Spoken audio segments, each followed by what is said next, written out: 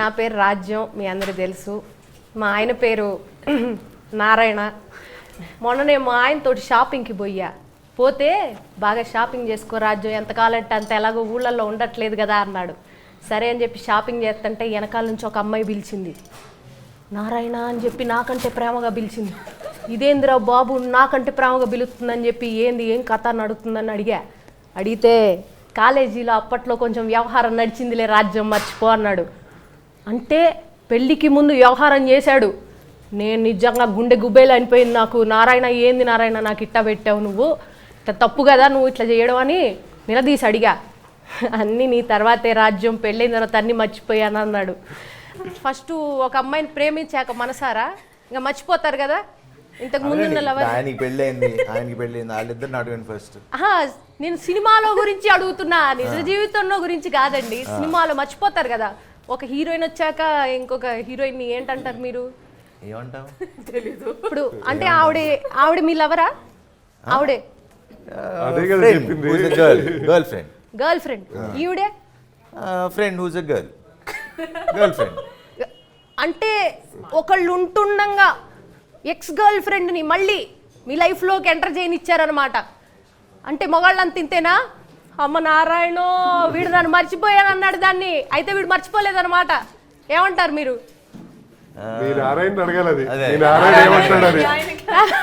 మగాళ్ళంతా ఒకటేనండి కాదా? ఏంటండి చెప్పండి. పెద్దవాళ్ళు మీరు, అందరికంటే గురువులు పూజ్యులు పెద్దలు. ఈ విషయంలో మంచి అవగాహన ఉన్న వాళ్ళు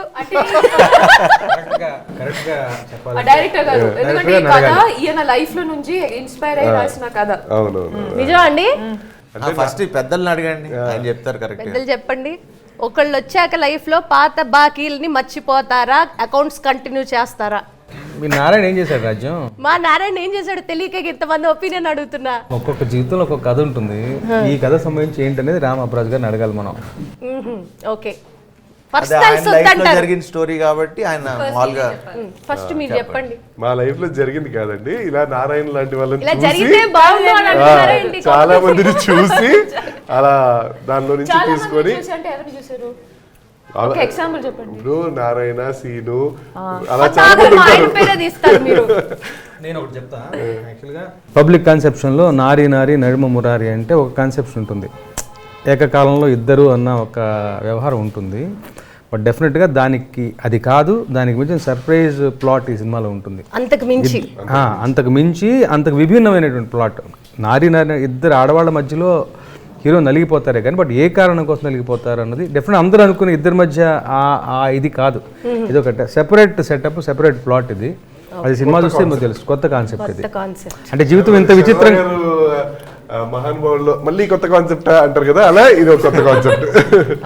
అంటే జీవితం ఇంత విచిత్రంగా ఉంటుందా అన్నది ఈ కథ చూసి తెలుస్తుంది.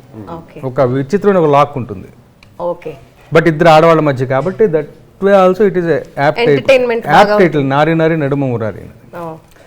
మీరు ఎలా మేనేజ్ చేశారండి మూవీలో ఇద్దరు హీరోయిన్స్ తో? నేను మేనేజ్ చేయటం కన్నా డైరెక్టర్ మేనేజ్ చేయడం ప్రాబ్లం. మాదేమిటో మేము వచ్చి యాక్ట్ చేయడం. అవును, అందరిలోకి ఎక్కువ మేనేజ్ చేసింది పాప రామబ్రాజే. ఎలా మేనేజ్ చేశారండి చెప్పండి. నేను మేనేజ్ ఏం చేయలేదండి, కొంచెం ఏదో అలా మొత్తానికి అందరినీ కలుపుకుంటూ ముఖ్యంగా సంయుక్త గారితో చేయడం అంటే అది మామూలు విషయం కాదు. ఆవిడ అందరికీ తెలుసు మీరు ఎంత పెద్ద పెద్ద సినిమాలు చేశారు ఆవిడ. మరి ఆవిడ సెట్ లోకి వస్తుందంటేనే మరి అందరికి చిన్న షివరింగ్.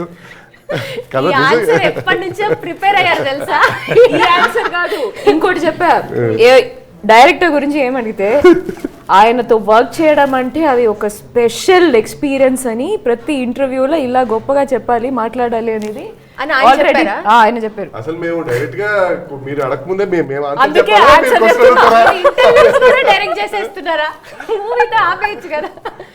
సో లేదు, మీరు అడిగిన దానికి ఏంటంటే అందరినీ యాక్చువల్లీ మాకు అంత హడావిడి లేదు, అంత ఎంజాయ్ చేస్తూ ఎంటర్టైన్ అవుతూ అందరం ప్రతిరోజు నవ్వుకుంటూనే అంతే హ్యాపీగా వెళ్ళిపోయింది. సినిమాలోనే అంత సీరియస్ సీన్స్ ఏమీ లేవు. Full entertainment, comedy.